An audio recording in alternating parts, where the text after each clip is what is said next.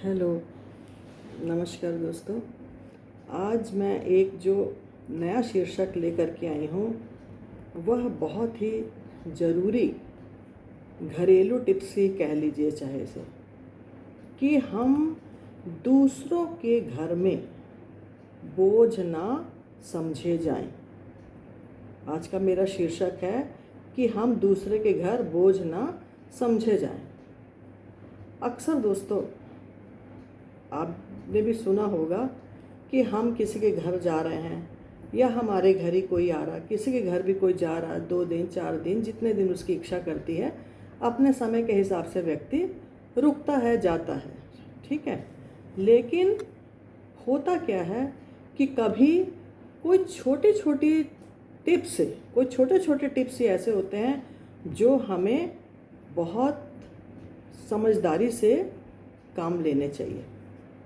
अक्सर क्या होता है कि जब हम किसी के घर में जाते हैं तो 1 दिन 2 दिन जो भी हम रुकें, हम दूसरे को ये महसूस ना होने दें कि हम उस पर बोझ बने हुए हैं, और अगला भी इस चीज़ को समझे कि ये मेहमान आए हैं, पता नहीं कब जाएंगे। और ऐसा कब होता है, तो उसके लिए मैं कुछ सुझाव दे रही हूँ। आपको यदि मेरे ये सुझाव अच्छे लगेंगे तो मुझे आप लाइक कमेंट्स ज़रूर करिएगा। तो देखिए, अक्सर क्या होता है कि सबसे पहले जैसे हम कभी किसी दूसरे के घर, चाहे रिश्तेदार के घर, चाहे अपने दोस्त यार के घर, किसी के घर भी आप जाएं, तो सबसे पहला जो हमारा कार्य क्या होता है कि हम जैसे ही जा कर के बैठे, अगले ने पानी ला करके हमारे सामने रखा और अगला किचन में चला गया, चाय पानी नाश्ता जो भी अगले के घर में होगा, उपलब्ध होगा अगले की सेवा के लिए। तो हमारा उस समय पहला कर्तव्य क्या बनता है कि जब वो हमारे सामने पानी रख कर के गया है तो हम क्या करें कि कम से कम गिलास उठा करके ही किचन तक तो हम पहुंचा सकते हैं। तो पहला टिप्स मेरा ये हो गया।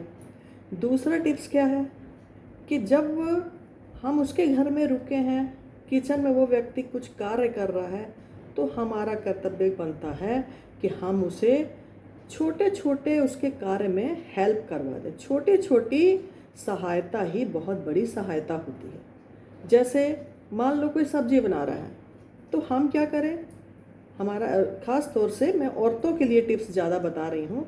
तो हमारा वहाँ पर क्या कर्तव्य बनता है कि यदि कोई खाना हमारे सामने तैयार कर रहा है, हम अचानक किसी के घर में पहुँच गए, तो हमें क्या है कि चलो हम उसके साथ किचन में खड़े हो गए, उसके छोटे मोटे कामों में हाथ बटा दी, लहसुन छील दिया, प्याज काट दिया या सब्जी काट दी, धनिया काट दिया, हरी मिर्च कटवा दी, सलाद कटवा दिया, रायता डाल रहे हैं, रायता दही फेंट दिया। इस तरह के छोटे छोटे काम, ये हो गया किचन से संबंधित। और तीसरा काम क्या है कि जब खाने के समय, जब डाइनिंग टेबल पर या कहीं पर भी खाना परोस, ज़रूरी नहीं कि डाइनिंग टेबल ही, जिसके घर में जैसी सुविधा उपलब्ध है, मान लीजिए किसी के घर में हम नीचे ही बैठ कर के खाना खा रहे हैं, तो उस समय हमारा कार्य क्या है कि खाने के समय हम जहाँ बैठ कर के सब खाना खाएंगे, वहाँ पर हम छोटी छोटी चीज़ें उनके साथ हेल्प कर दें। जैसे पानी भर करके रखवा दिया, पानी की बोतलें वहाँ जा कर के रख दी, जिन बर्तनों में खाना खाना में प्लेटें लगा दीजिए वहाँ जा कर के, कटोरी चम्मच वहाँ जा कर के रख दीजिए, जो खाना तैयार है उसे उठा करके सामने वहाँ रख दीजिए। तो ये बहुत बड़ी सहायता होती है। रोटी कोई बना रहा है तो बनती बनती रोटी आप ला करके एक एक जन को परोसते जाइए। तो किचन में खाने से संबंधित तीसरा टिप्स ये हो गया। और अगला टिप्स मेरा क्या है कि यदि हमारी नौबत आ रही है कि किसी के घर में हमें रुकना पड़ रहा, 2 दिन 1 दिन, जैसी भी आपकी सुविधा, तो हमारा उस समय क्या कर्तव्य बनता है कि अगले ने बिस्तर तो ज़रूर है कि पहले से लगाया ही होगा, किसी के आने से पहले हर व्यक्ति अपने घर की तैयारी रखता, मेहमान किसी के भी आने से पहले। और हमारा वहाँ पर काम क्या है कि सुबह जब हम सो करके उठें तो जिस बिस्तर में हम सोए हैं उस बिस्तर को ठीक ठाक कर दें। जो चादरें किसी ने हमें ओढ़ने के लिए दी हैं उन चादरों को हम तह करके रख दें, तकिए सही कर दें। और कोई यदि सामान तितरा बितरा आपको यदि नज़र आ रहा है, कोई इधर उधर सामान लग रहा है, उसको आप सही ढंग से रख दें, तो इससे क्या होगा, अगले को बहुत खुशी मिलेगी। और अगला मेरा टिप्स क्या है, नहाना। अक्सर क्या होता है कि जब हम दूसरे के बाथरूम को इस्तेमाल करते हैं, सबको पता है कि मान लीजिए कोई हमारे घर में आ रहा है तो हम सबसे पहले अपने पूरे घर की साफ़ सफाई रखते हैं, यदि हमें पता चल जाए तो कि कोई मेहमान हमारे घर में आ रहा है।